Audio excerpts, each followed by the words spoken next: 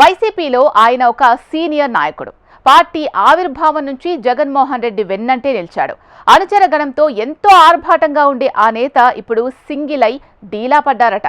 అయితే గత ఎన్నికల్లో ఆయన ఓటమికి మండల స్థాయి నేతలే కారణమని కొంతమంది అంటుంటే, లేదు కుటుంబ సభ్యుల అతి జోక్యం వల్లే పరాజయం పాలయ్యారు అని అసమ్మత నేతలు భావిస్తున్నారు. ఇంతకు ఎవరా ఫ్యాన్ పార్టీ నేత? ఏంటా నియోజకవర్గం?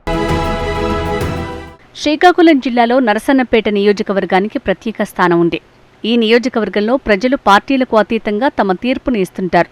దశాబ్ద కాలంగా ధర్మాన కృష్ణదాస్ వెన్నంటే నడుస్తూ ఆయన విజయంలో కీలక పాత్ర పోషించిన ద్వితీయ శ్రేణి నాయకులు ఇప్పుడు దూరమయ్యారట.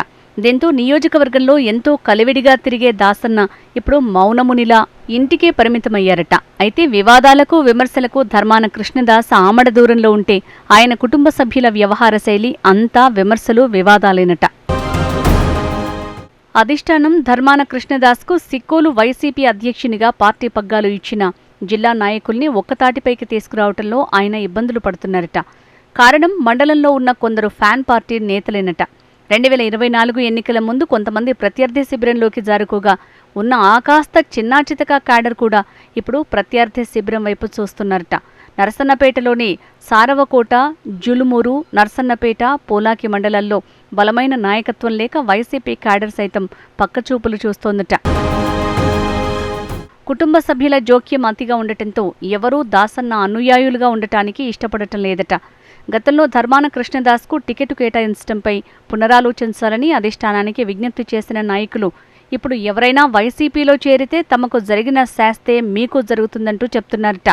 ధర్మాన కృష్ణదాస్ సౌమ్యుడే అయిన కుటుంబ సభ్యులను కంట్రోల్ చేయటంలో విఫలం చెందారనే టాక్ నియోజకవర్గంలో నడుస్తోంది. జిల్లాలో టీడీపీ నేతలు ఎన్ని అక్రమాలకు పాల్పడినా ప్రతిపక్షంగా దానిపై ప్రశ్నించే వైసీపీ అధికార ప్రతినిధులు లేరట. సిక్కోలు వైసీపీ అధ్యక్షుడిగా ఉన్న ఈయన పర్యటనలు మమా అనిపించేలా ఉన్నాయట. ముఖ్యంగా జిల్లా కేంద్రంలో వైసీపీ కార్యాలయం లేదు. దీంతో ఈయన వచ్చి మనల్ని ఏం ఉద్ధరిస్తారని క్యాడర్ కారాలు మిరియాలు నోరుతున్నారట.